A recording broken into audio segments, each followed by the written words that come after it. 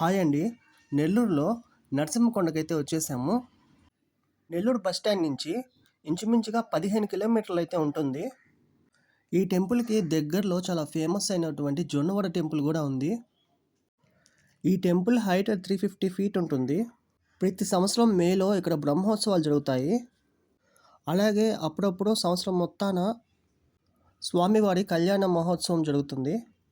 కొండపై నుంచి ఆల్మోస్ట్ నెల్లూరు మొత్తం కనిపిస్తుంది. ఇక్కడ లక్ష్మీదేవిని కూడా దర్శనం చేసుకోవచ్చు.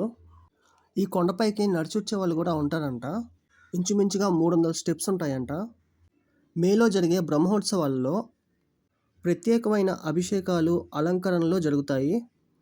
ఇక్కడ జరిగే స్పెషల్ పూజలు ఏంటంటే నరసింహస్వామి హోమం, కళ్యాణోత్సవం, అట్లాగే అన్నదానం జరుగుతూ ఉంటాయి అప్పుడప్పుడు. వీకెండ్స్ మరియు ఫెస్టివల్స్ అప్పుడు ఎక్కువగా అన్నదానం హాల్లో అన్నదానం జరుగుతూ ఉంటుంది. టెంపుల్ ఎంట్రన్స్ పాయింట్లో చాలా షాప్స్ అయితే ఉంటాయి. పూజ ఐటమ్స్ దొరుకుతాయి. అట్లాగే ప్రసాదము, వాటరు, స్నాక్స్ అన్నీ దొరుకుతాయి.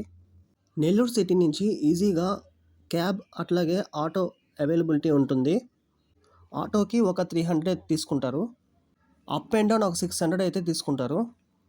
శ్రీ వేదగిరి లక్ష్మీ నరసింహస్వామి టెంపుల్కి ఎక్కువగా మనశ్శాంతి కోసం అట్లాగే మెడిటేషన్ చేసుకోవడానికి వస్తారు.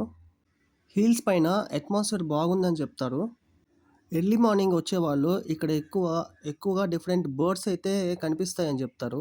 స్పెషల్ డేస్లో ఇక్కడ విజిటింగ్ పీపుల్ ఎక్కువగా ఉంటారు. పౌర్ణమి డేస్, సాటర్డే అట్లాగే స్వాతి నక్షత్రం